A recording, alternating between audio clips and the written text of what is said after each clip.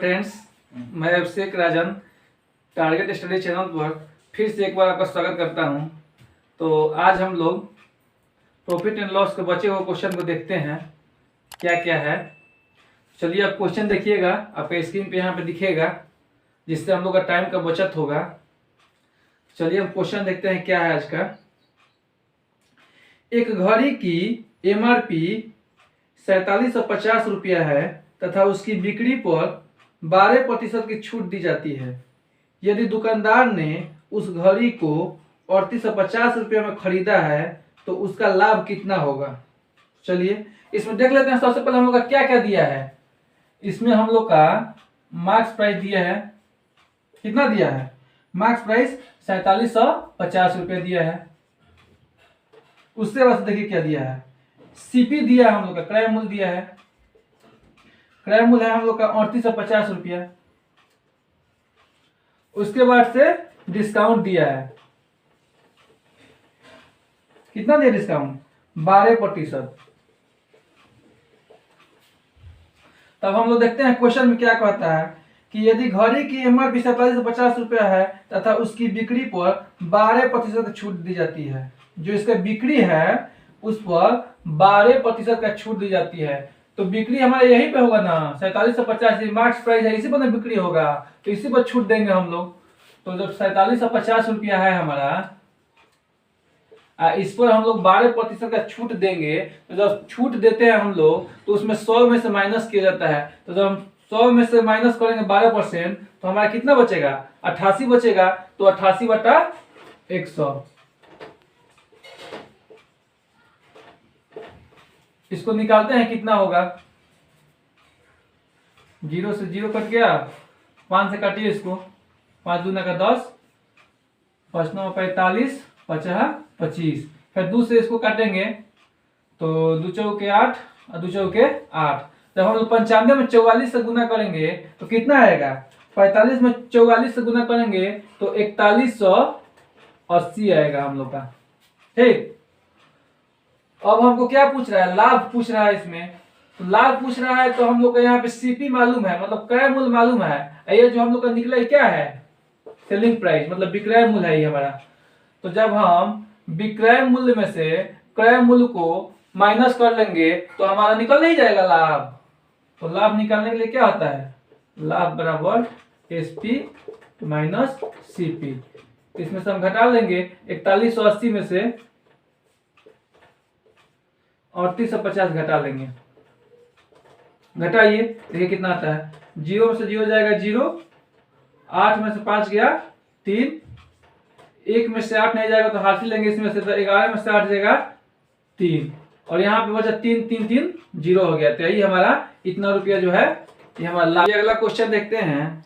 Question है कि मोहन एक जींस के अंकित मूल्य पर 15% की छूट देने के बाद 20% का लाभ कमाता है। तो जींस के क्रय मूल्य का अंकित मूल्य से अनुपात कितना है। हमारा यहाँ पे कुछ भी नहीं दिया है, ओनली दिया है कि 15% की छूट दिया जाता है और 20% का लाभ कमाता है। तो दोनों के अनुपात कितना है। तो अनुपात पूछ रहा है, जब भी हमको छूट देना होता है तो वो अंकित मूल्य पर ही दिया जाता है, जो मार्क्स प्राइस रहता है उसी पर छूट देंगे। और जब हमारा लाभ होता है वो हमेशा क्रय मूल्य पर ही होता है। तो हमारा लाभ यहाँ पे कितना दे रहा है, 20% का दे रहा है। तो CP पे 20% का लाभ होगा 120/100 बराबर SP पे अंकित मूल्य पर कितना है, अंकित मूल्य पर मार्क्स प्राइस पर 15% का बाटा दिया जा रहा है। तो 1500 में से घटाएंगे तो कितना होगा, 85/100 हो जाएगा। तो जाते हैं तो ये बराबर की इस साइड है तो 100 से 100 कट जाएगा नीचे नीचे।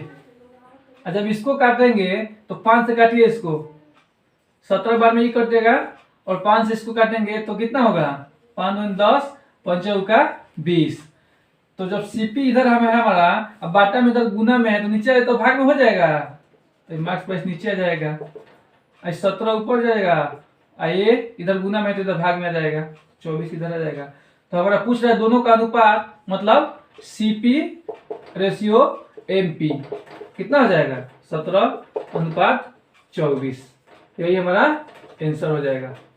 तो अगला क्वेश्चन देखते हैं हम लोग कि क्वेश्चन है कि एक घड़ी का अंकित मूल्य 3200 है, इसे दो क्रमिक बट्टों के साथ 2448 रुपये में बेचा जाता है। यदि पहला बट्टा 10% है तो दूसरा बट्टा क्या होगा? हम लोग को दूसरा बट्टा नहीं पता है यहाँ पे, तो इसका अंकित मूल्य कितना दिया है? 3200 दिया है।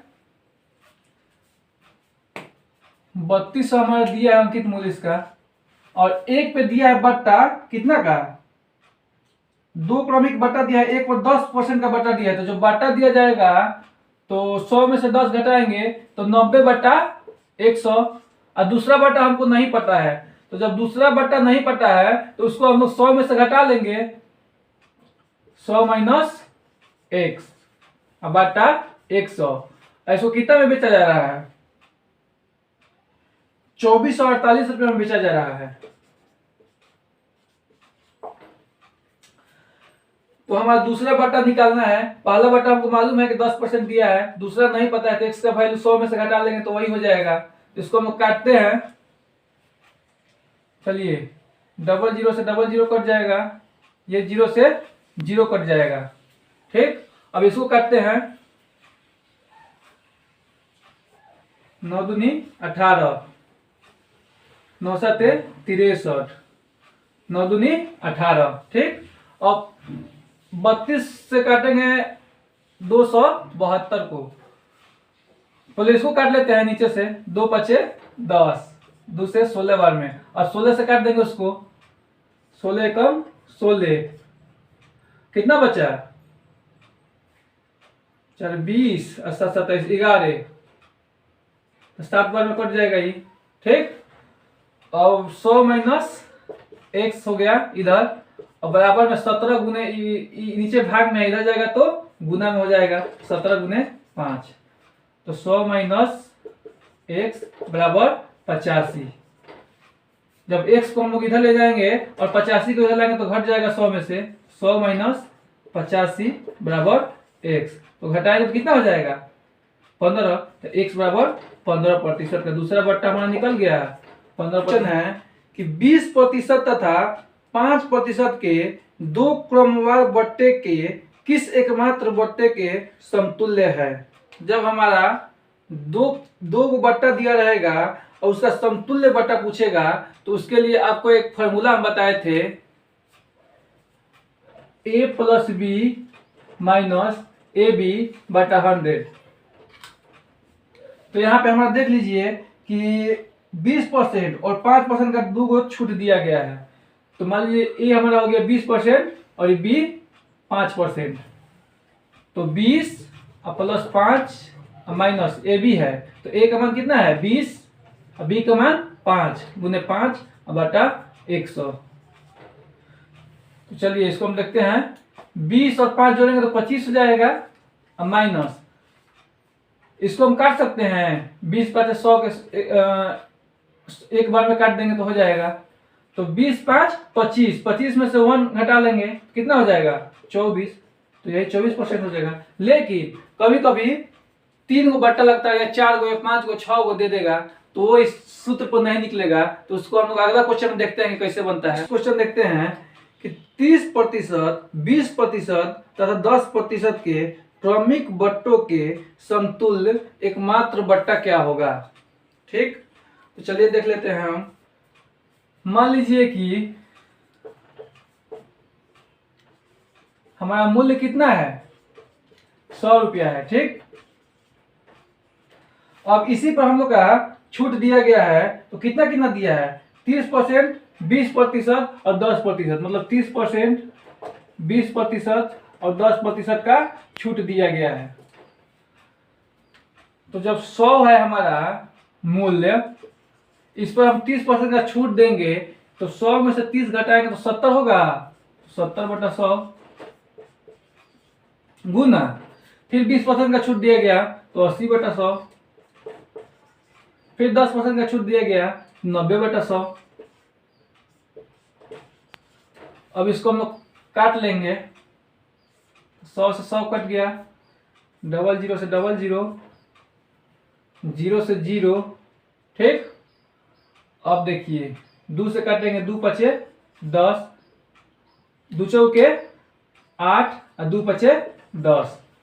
अब इसको हम गुना करेंगे 7 गुने 4 गुने 9, 7 गुने 4 गुने 9 बटा 5, 7 का 28, 28 नवा 28 में जब 9 से गुना करेंगे तो 9 से 72 के 2 हासिल 7, 9 दूनी 18, 18 7 25, तो 252 बटा 5 आ जाएगा। जब हम इसको डिवाइड करेंगे कितना होगा 50 25, ठीक 0, 252 में 5 बचा 25, फिर 2 बचा 0, पॉइंट देंगे सोना प्लस 4, 50.4 आ जाएगा हमारा।